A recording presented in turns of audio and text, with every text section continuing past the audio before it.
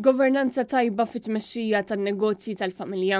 Dan huwa l-punt li l-aktar hemm bżonn li n-negozji tal-familja jaħdmu fuqu skont dak li ħareġ minn stħarriġ li għamlet il-Kamra tal-Kummerċ. Studju li ġie ppreżentat f'konferenza tal-aħbarijiet il-ħamis filgħodu u li għaliha il-Ministru Silvio Xkembri ma attendix minkejja li kien ikkonferma l-attendenza tiegħu. Dan l-istħarriġ wara kif 70% tan-negozji ma kellhomx membru indipendenti fil-boards tad-diretturi. Fi kliem iċ-chairperson tal-Kumitat taċ-Chamber li taħtu jaqgħu in-negozji tal-familja, Sullivan Mifsud, dan il-punt dwar il-governanza huwa inkwetanti.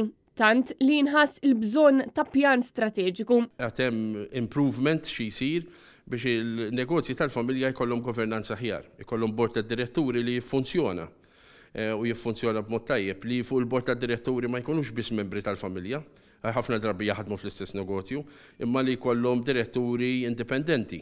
Fost dawk li fil-bord tad-diretturi tagħhom ma għandhomx membru indipendenti, 19% minnhom jemmnu li ma għandhomx bżonn pjan strateġiku, waqt li 46% jemmnu li għandhom bżonn ifasslu pjan. Marti Sportelli, il-kap eżekuttiv tal-Kamra tal-Kummerċ, qalet li din il-problema hija xi ħaġa li l-Gvern għandu bżonn jindirizza e kif il-liġi għandha bżonn tiġi reveduta. Hemm ukoll il-fatt li l-family businesses iridu jkunu iktar agile, iridu jkunu iktar fast biex jaddattaw mal-andament ekonomiku tal-lum.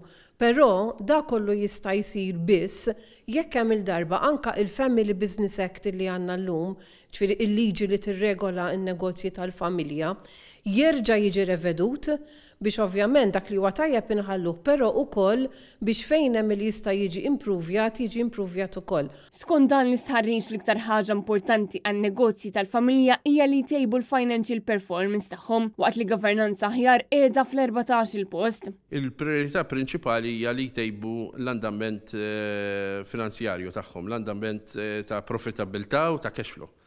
Ovvjament mill-aħħar ta' 2022 sal-bidu ta' dis-sena 2024 ġew ħafna affarijiet, l-inflazzjoni, il-fatt li wara savings li kellhom in-nies minn żmien il-pandemija li fit-2022 kienu dejna noħorġu mill-pandemija n-nies kellhom flus jonfqu.